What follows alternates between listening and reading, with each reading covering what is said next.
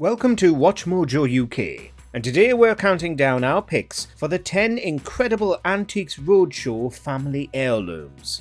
Our last item takes us back to 1916, when the entire island of Ireland was still under British rule.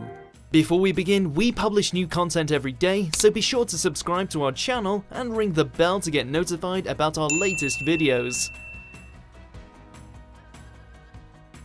For this list, we'll be looking at items handed down throughout generations that made a surprising appearance on everyone's favourite BBC show. Be sure to stick to the end because number 1 will blow your mind. Number 10. AQUAMARINE. Perhaps the most commonly handed down items in families are jewels, but if you've not read up on your gemology, it might be tough to figure out what it's worth. I would like to think if it was actually cut from this sort of mother rock, going back, that is actually its true colour. In this instance, this lady brought in a stunning brooch which had been handed down her husband's side of the family for generations. I can't emphasise more that the size of it is really quite startling, and we don't see these on the market. This gargantuan aquamarine was purchased long ago in Brazil and implemented into the 18-karat gold brooch along with a cluster of diamonds. Even expert John Benjamin was floored by this gem, and as such, valued it at around £20,000. I would like to think we're looking at the best part of £20,000 for it. 20,000? Yeah. Number 9. Dutch cabinet. The rules are that should always be made of pine. While it doesn't glitter or gleam like some of the other items on this list, this heirloom is quite extraordinary in its own right. What makes this stand out is that it is over 300 years old, created around 1710. Now, if the outside had not shown those, or evidence of those holes, you'd known that it would have been re-veneered or veneered at a later date. It must be said that the condition it's in is fantastic, which is shocking because this guest admitted it was damaged when it fell out of a car. Regardless, it is still pristine, and as such, expert Hugh Scully gave this piece a valuation of around £6,000. Makes you wonder how much it could have been worth without the little scuffs. Despite falling out of a car, the condition is extremely good. Number 8. A Napoleonic column.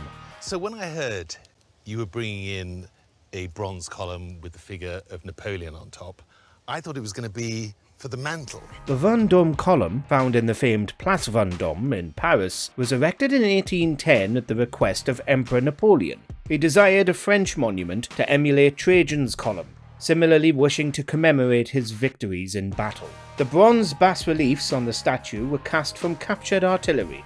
The beauty of the original, and also the beauty of this, is the detail is staggering. 2 British sisters brought in a tremendous replica that had been in their family for over a century. The detail on their bronze replica is truly stunning, as is its sheer size. John Foster found it somewhat tricky to value, but he estimated its worth clocking in between £20,000 and £30,000.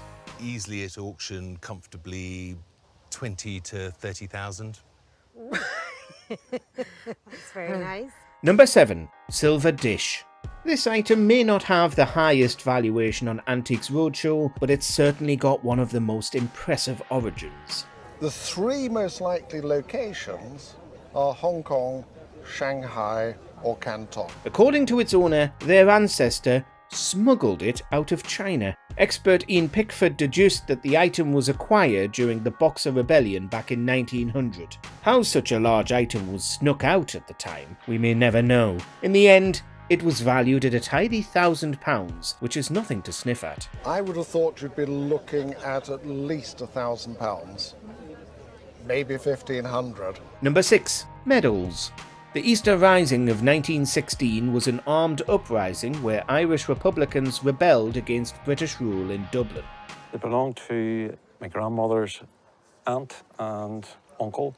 There were 3 siblings who participated in the Easter Rising and then in the Irish War of Independence. It was a bloody battle that ultimately inspired the Irish War of Independence a few years later. One guest honoured that history and his family's participation when the roadshow came to Ulster. Passed down in his family for decades, his grandmother's aunt and uncle earned the medals in combat. Mark Smith was in awe of the collection. It is highly unusual to find medals of this kind, let alone those earned by women. The guest was only hoping to highlight his ancestors' history. He left Antiques Roadshow with the knowledge that his medals are worth around £20,000. I think they would be worth £20,000. Number 5. Silk Sample. Jaw-dropping is the only way we can describe the history of this piece. Its origins date all the way back to 1780 and has been passed down to each female member of the family. Whilst it is unassuming at first glance, the intricate details of this silk tapestry were actually done by an 11-year-old girl. I think this is just so good, with its potential American connection. What's more impressive is that the piece is potentially from America, something even the guest was surprised to learn when it was passed down to them. With this storied history behind it, it should come as no surprise that it was valued around £10,000.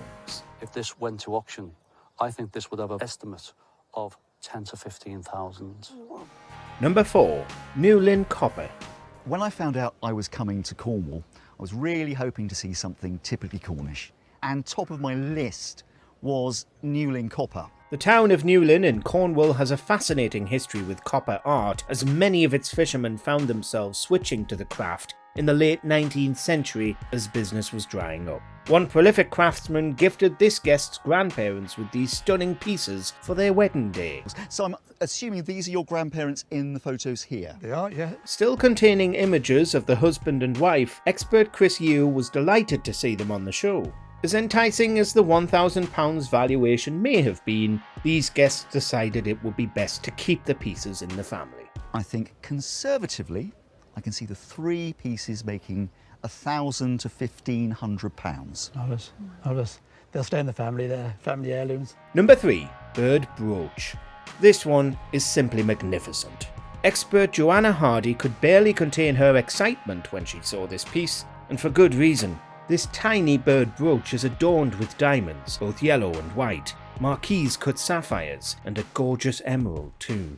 And you've got it sitting perched on a line of baguette diamonds, and then you've got these 3 marquise cut sapphires. The piece was passed down from generation to generation, with its latest handing down being when this guest gave birth to her daughter, though even they were not prepared for the valuation of up to £30,000.